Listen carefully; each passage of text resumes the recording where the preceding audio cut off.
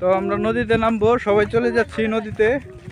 তো ঝাপাঝাপি করবো এখন। অনেকক্ষণ আসলেও আগেই নামতাম, কারণ লোকজন নাই, এই জন্য নামছি না। এখন এই যে আরো লোকজন চলে আসছে, আমরা এলাকারই সবাই একসাথে। এলাকার লোকজন থাকলে আসলে অন্যরকম ফিলিংস কাজ করে।